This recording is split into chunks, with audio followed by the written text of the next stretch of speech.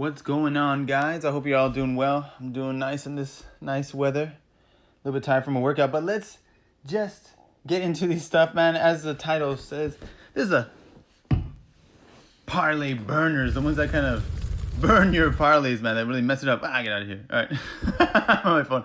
All right, so I don't want to go down through the card too much. I'm just going to briefly go through it. There's 10 fights on this card. 8 of those were correct for me. 8 and 2, man. Literally. The only 2 I got wrong were the ones I put, you know what I mean? They messed up my parlays. It's messed up. So Yusuf Zalal, I picked that right. Yep, came in there really nice. I'll have to watch that fight again. I was kind of groggy when I was watching it, but it was a haze. But yeah, it went well. Yeah, Kay Hansen as well. Boom. Beating Jun Frey. I was like leaning towards, as I was talking more and more, that Jun Frey, letting people get in my head, but I was like, nah, my official pick was Hansen. Not much we're there, right? Like, not, I mean, she's too much of a favorite. But I mean, Junior Fry, man. Apparently, they're both purple belts in BJJ. But I always knew Junior Fry. I knew how it'd be. She'd have the advantage on the feet. But yeah, no, I'm in that grappling eventually. But I mean, yeah, Hansen needs to make some big improvements. She's young. I'm sure she will. Hopefully they give her some appropriately ranked opponents, or rather appropriately matched opponents. I don't want, just don't throw this girl to the dogs, like people that can really crack in the division, let her kind of work her way up. But anyway, yeah, Philip Lins versus Tanner Boser. I got another one I got correct, yep. All of these, they kind of went the way I saw them, actually, including Yusuf Zalal. People were kind of getting high on Jordan Griffith, but I was like, nah. But then look at this guy. Freaking non-violent Bob Ross is more like it. Good Lord. Kama Worthy, dude. I mean, okay, Luis Pena, man. Dude, your cardio. Work on the cardio. I'm not trying to be a dick. I mean, but what the hell? Dude, non-violent Bob Ross needs to be this guy's. I mean, he talks a big game. He starts getting emotional. On the Tough series where he's just like, he's like, come on, guys. Come on, everybody get in here. And he's like, he's hurt his leg or some crap. I remember, and then he's like, you guys gotta fight for me. The dream's all right. He just kept he gets getting emotional and stuff. He's seems like a really emotional guy. And I know he's gone through his trials and tribulations, like finding his biological mother or something. I don't even know, man. But look, I applaud anyone that has the balls to get in the cage. And I think anyone that can overcome the hard road they are on, whatever analogy you want to give for having a hard life. I mean, we've all gone through trials and tribulations. Every day is a struggle to try to be in a good mood and try to, get it done. But damn it, man, doesn't matter.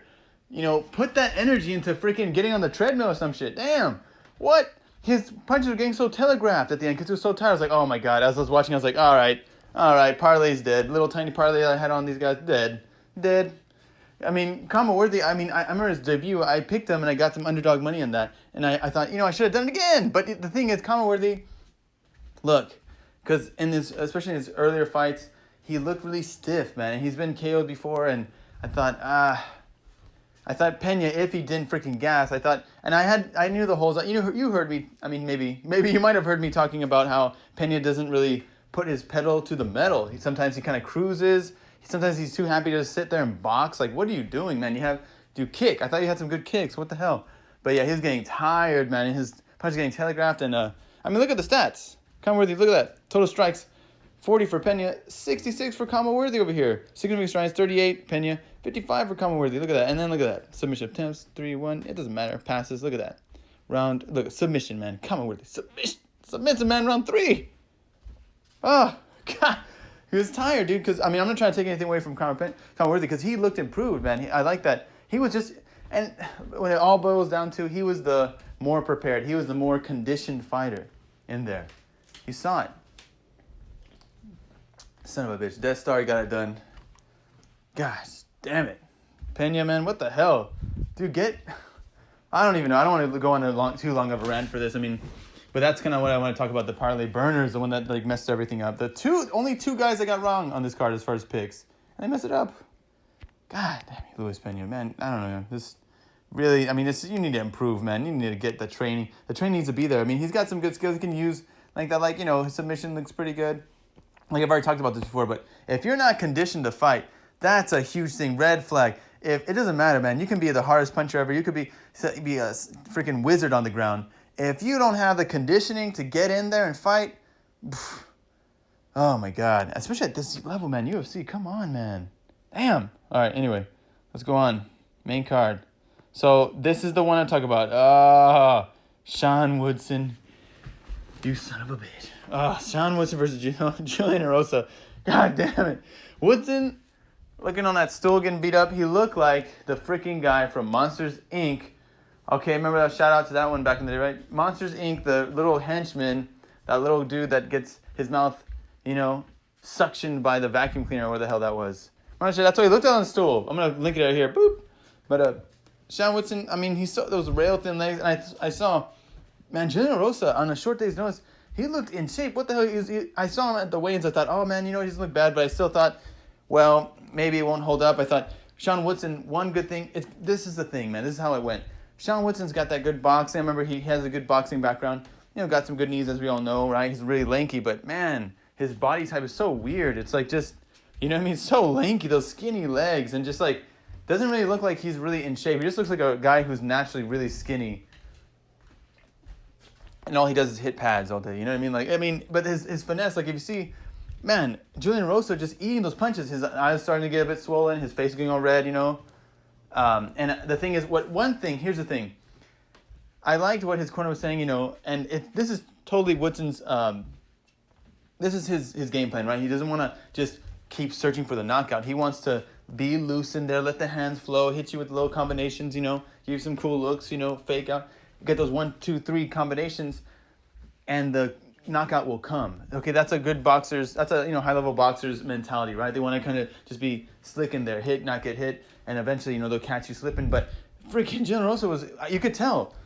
Sean Woodson was like, damn, I'm giving everything I got, and he would stay up against the cage, like, move up, get up. I was yelling at my screen, get off the cage.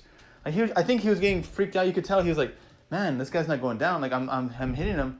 And you could tell Julian Erosa was just like, you know what? Whatever. I'm being doubted. I can take his shots. I don't care. I'm going to take them. I'm going to give it. Look at that. Total strikes, 116 for Woodson, 107 for Julian Erosa. Significant strikes, pretty even. Look at that. 106 to 103. Like, he was giving it back. It was back and forth. And Julian Erosa could eat his punches, He could take them. And then look at that, man. Round 3 submission. God. Sean Woodson. Oh my God, this is like, now I'm just like, oh, he's trash. Nah, he's got good skills, but the thing is, you can tell when, he's used to more like, landing something slick on the guy, and the guy just kind of not be able to, maybe gets bewildered or maybe even like stunned by his punches, or maybe even eat one of his knees. He's used to kind of having that momentum. Some guys, right, it's like they're really good at being the hammer, but they're not good at being the nail. Man, Julian Erosa, what the fudge. But I remember this guy, I remember seeing him, he had some good kicks and stuff like that. I thought, all right, he's a good kicker and all that. I thought, but you know what? The finesse, I thought, Sean Woodson, I thought he would just kind of, pick him apart a bit, just, kind of get out of dangerous way. I thought, bust up the nose a little bit. And he was landing, but it was back and forth. Julian Erosa had something to prove. He was like, no, I got a chin. I can eat your punches. I'm going to come forward. Submitted him. What the hell? He's such a high favorite, too. Just, I messed up my parlay. But anyway, yeah, look at that. Tucker Sato came through with me. Yeah, Brent Allen, too. That was a fun back and forth one, too. Morris Green. I took Morris Green to win, but damn, Morris Green. I don't want to break up these fights too much, right, guys? But he's like, good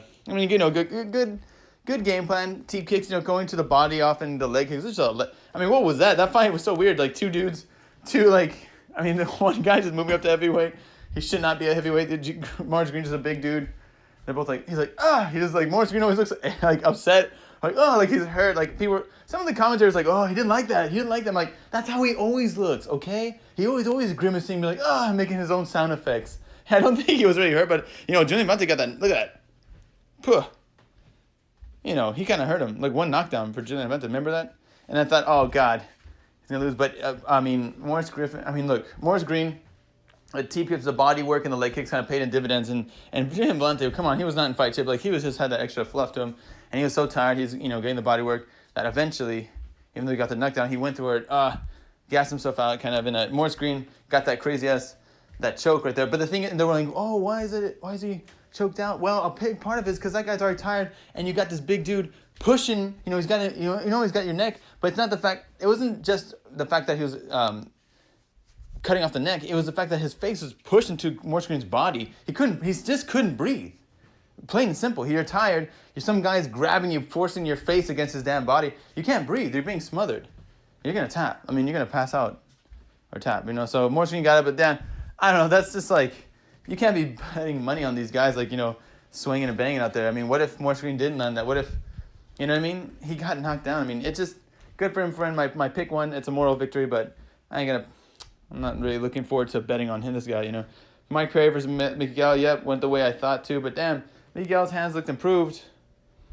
But, man, Mike Perry just like, I'm going to take a shot to eat a shot. That's it. You know, it's like, you can't be playing that game. You can play that game with Mickey Gall, but he kind of scared me sometimes because sometimes Mickey Gall would use those long limbs to smack, you know, Mike Perry, and he just walked through it, his hands down. I don't know, man. I mean, but it went the way I thought, yeah, and his strength proved too much for Mickey Gall. Of course, on the feet, he was just a more experienced fighter. He knew he was more accurate with his punches and everything. But damn, don't have your hands down like that, man. I don't know. He keeps fighting like that. We all know what to get with Mike Perry, right? I just don't know. Going forward, no training partners. And of course, Dustin Poirier versus Dan Hooker. Yep. Good stuff. Went the way I thought too. I thought it'd go like that. Look at that, all 5 rounds. That's what I thought. People were saying, oh, maybe it doesn't get to late finish. I was like, yeah, it could happen. Or maybe an early finish. I was like, I don't know. I don't see it happening because they're so tough. But damn, that fight went beyond. Look at total strikes, 208 to 182. Significant strikes, 153 to 155. Back and forth, right? Takedowns, yep. Look at that. Nice stuff. Man, Dan Hooker was going for takedowns. He didn't like that pain. I knew Poirier would get it done. But damn, what a war. And you have to think, what's going to happen with Poirier? I mean, he's in so many wars.